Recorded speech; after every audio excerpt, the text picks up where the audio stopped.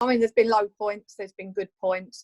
Yeah, I've had a few tears, and because obviously going back just before the lockdown happened, when everyone was panic buying, I got attacked by a male customer. And at the time, I just sort of brushed it off. I was just really angry. But I feel now that it probably affected me more than I realised. And I'm a little bit, I've had a few days where I just thought, do you know what, this is it. I can't do this anymore.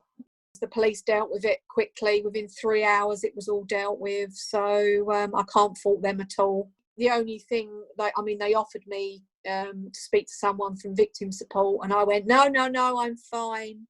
And I just think in hindsight, I should have took their offer up. It would have done me a world of good to speak to somebody. Perhaps it still would.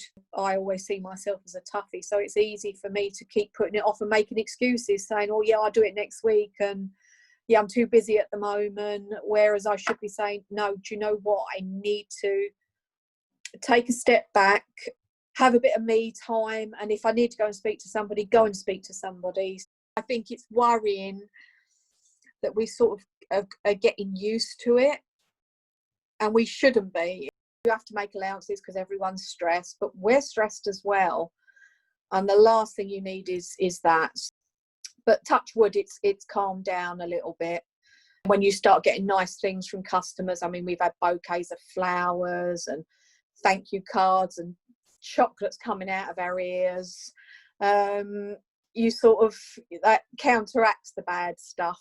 We had like this mobile that was made by a customer. It had all like a poem on it and everything like that. We had another customers that had a trophy done for us, engraved, our certificate from the mayor. That was nice. And then the following day we had our local councillor came up to say thank you. Yeah, so that sort of, that gives you a bit of an uplift and makes you feel good. So you feel like you're doing something right. Touch wood, we've been lucky. We've not had any members of staff off sick. They've all risen to the challenge. And our shop isn't big. We've got quite small aisles. So filling up has been a massive, massive challenge, because you still got to try and social distance to the customers. I mean, it's been impossible for us as staff to social distance.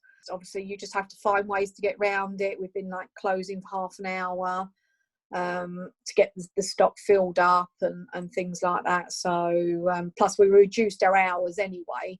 We were shutting early, so that gives us a chance to fill up in the evenings and make sure everything's cleaned down properly, because although you clean during the day, you don't get to do it as far as you want to. It's all them extra things you've got to think of. We had the one-way system put in the shop with the arrows on the floor. Yeah, just getting customers to take any notice of it. That's been a hard one. But we've had a unit delivered now, and that's got a red-green light that we can use from the till so that they can keep an eye, and if people can come in, then the green light goes on and things like that. So that's going to take some pressure off of us.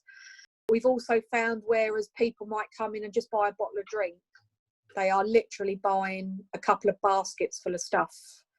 So although maybe the customer count has dropped, the basket spend's gone up. We've noticed that massively, which is good. And when we're talking to customers outside, they said they would rather queue for 5 minutes outside our shop than go to the Tesco's and queue for an hour and 5 minutes. I think we have gained quite a few new customers as well, so which is always a plus side. Even if we keep a quarter of them, it's all good. When the schools start back, that's going to be a bit difficult, because obviously we haven't been letting children in to the store, so that's something we're going to have to look at. The junior school's probably not so bad because the parents will be coming in anyway, but when the seniors go back, I mean, obviously that won't be till September for most of them, but some of them are looking to go back in a couple of weeks. So so we might have to rethink what we're doing with that. Just another thing to add to the list.